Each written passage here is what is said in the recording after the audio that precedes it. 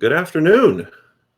Welcome to the very first episode of Under the Hood with yours truly, Weston Hurt. I will say that this is my first foray into streaming, other than the deep thoughts in a shallow tub with Millie that I've done from my hot tub. Um, but I thought I would get on here and talk a bit about, quite honestly, a topic that many of us don't really discuss amongst ourselves in this community: vocal technique. I think in normal times when we had productions and rehearsals and so forth going on, from singer to singer, we might hear someone sing in a rehearsal and be like, "God, that is amazing! I love the way you sing through the passaggio," or "Wow, your top is so free. How do you how do you do that?" And sometimes that might be met with, "Oh no, it's just born with platinum vocal folds. I don't know." No, but sometimes people might let you in on, well, I just make sure that I'm thinking, of narrowing through the passaggio, and then when I get to the top around F sharp, I think about, whatever it might be. But I thought it would be cool to have an actual discussion, and my hopes that throughout this series we'll bring on some prominent voice teachers and some good friends of mine who are performers, and I just want to get a wide array, people who are spending a great deal of time in academia, people who have spent all of their careers on stage. I just would love to hear the different pitfalls, stories, struggles, but also those aha moments where we've sort of had an opportunity to figure some things out. Um, I'll start myself. I received my undergraduate degree as a Bachelor of Music and Vocal Performance from Southwestern University, where I studied with Gerald Dolter. I spent a couple years at Southwestern, then transferred to Texas Tech University to continue studying with him when he made the move to start teaching at Texas Tech. Then left for a year, sang with the National Opera Company for a year, thought I knew some things, realized I needed to go back to school and finish my degree, so I went back to Southwestern, where I had an opportunity to work with Kenneth Shepard, who was my voice teacher, but also the director of choral activities. So we primarily spent our time working through all of the great oratorio, baritone stuff: Elijah, Messiah, St. Matthew, Passion, number of different things, Brahms Requiem. So that time was amazing. I went on to graduate school at Indiana University, where I received a performer diploma in professional opera studies, where I worked with James McDonald. And there was a summer program in Middlebury that he and his wife used to run. It was a German immersion program. And during the summer of 2001, dating myself a little bit, while he was gone for the summer, I stayed there in Bloomington for their summer music festival, where I studied with Giorgio Tozzi. So James McDonald and Giorgio Tozzi were my teachers at Indiana. Then I moved on to the Juilliard Opera Center, where I received an artist diploma from the Juilliard School, where I studied with W. Stephen Smith, who's now at Northwestern University. And I was with him for 8.5 years, I think, throughout the beginning of my professional career, and then made the switch to Stephen King, who just retired recently from Rice University, but who is also the voice teacher for the Houston Grand Opera Studio and for the Los Angeles Opera Studio, and has a significant private studio.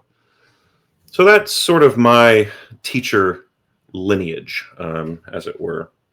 It's interesting, too, that with those, don't get me wrong, I certainly learned a great number of things from Giorgio Tozzi, but the primary teachers were certainly Gerald Dolter, James McDonald, Stephen Smith, and Stephen King. And it's interesting that those four teachers, you have two very airflow-based teachers in the middle with James McDonald and Stephen Smith, bookended by two very closure-based support type teachers with Gerald Dolter and Stephen King, which, as I'll get into, had a great deal to do with the different struggles that I had and aha moments that I had, light bulb moments that I had along the way. My goal with these chats is to not make them too long because nobody wants to sit here and listen to me talk for very long. I've decided. So we're already about 8 minutes in, and I think I'm about ready to wrap up. What I'd like to do is just offer a little bit of encouragement to younger artists that are watching this. Um, as you find well, we all do, right? We find ourselves at home during these times.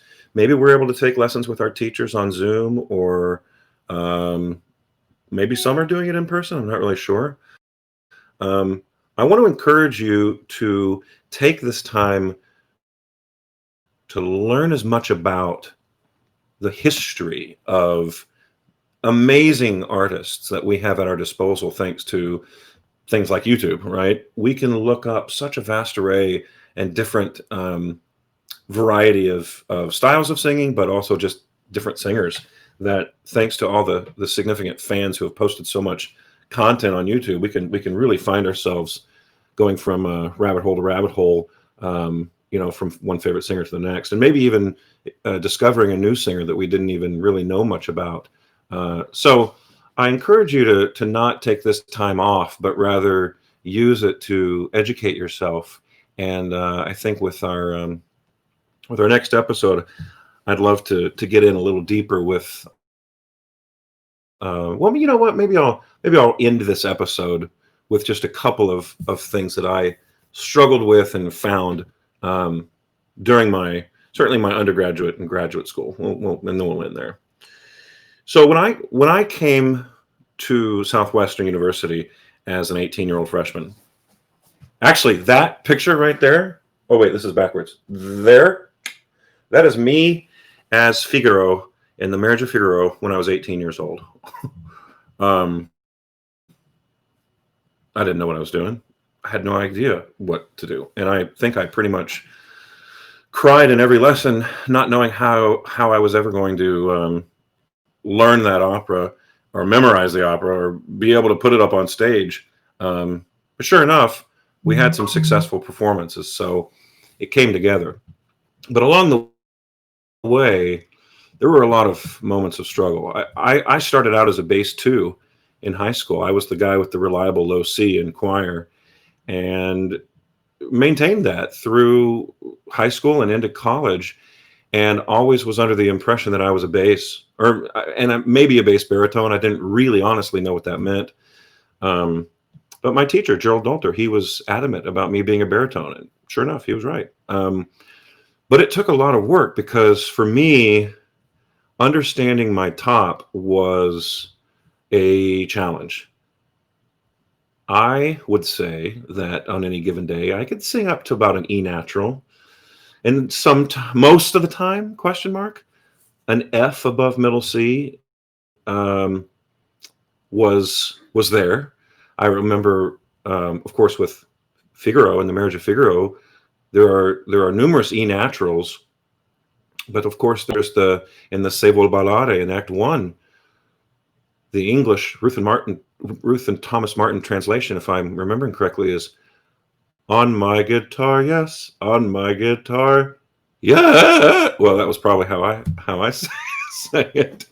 But yeah, so I was very quickly forced into a performance situation where I was like, how am I going to learn to sing this? So that was a challenge, um, and it was very frustrating and very scary to not know how exactly to navigate that part of my voice. And those early years with my teacher, Gerald Dolter, he had a number of exercises that he would give to us, which were very helpful in strengthening our voices and creating agility in singing. But I think he was so incredibly blessed with a strong, agile, and elastic instrument that he, um, in his teachings, it wasn't, and I can't blame him. I probably just blame myself. But at the time, I didn't really even know the questions to ask. But it's interesting, you go back and think about that. It's like, why didn't I ask? Like, okay, well, how am I supposed to do this? He did a lot of demonstrating, and I remember being there and thinking to myself, like, yeah, I would love to be able to do that. That sounds awesome. You sound awesome doing that. I would love to be able to do that. So, but he was such an inspirational and motivational and monumental person in my development and in my life, and really is why I chose a career in the performing arts. He was such an incredible person for me. Um, but that being said, trying to figure out how to sing, those specific notes. I think he was probably just as frustrated as a teacher as I was as the student. It's like, why isn't this working? What's going on? And a lot of it perhaps had to do with just being 18 and not having the ability at that point to stretch my chords that far. The higher you go, the higher you ascend in pitch, your chords are stretching. And I think I was also probably trying to muscle the tone a bit too much. But that was a big struggle throughout my undergrad is getting into my top and really having any kind of confidence. I remember my sophomore year, I was trying to make a recording for something, and I was trying to record the Count's aria from Marriage of Figaro, and I could get through the whole thing until the E jubilarmi. I could never sing the F sharp at the end of that aria. But I have to say that I think that as a competitive young man who had succeeded in sports, I was a lacrosse player in college and in high school, and was a competitive swimmer. I sort of, hit the gym whenever I was needing to, get stronger, get faster, whatever it was that I was trying to do. In the singing of it, though, I didn't quite understand that the more effort I would put into it is actually not the goal in the freedom of singing. This idea of, I love this quote from Lamperti's Vocal Wisdom: the difficulty in learning to sing is finding its simplicity. And I didn't really know about that back then. And I felt like the harder I try, I'm just not trying hard enough. That was not the way to go about doing it. But eventually I was able to explore how to release some of that tension. And we'll get into a little bit more of that in the next series.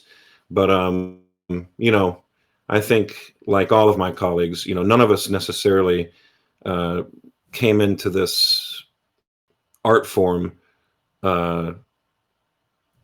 sounding like, how we may be a marketable commodity as a professional artist today. There was a lot of learning and a lot of relearning and a lot of oops and a lot of time spent in a practice room wondering if I will ever be able to sing that note.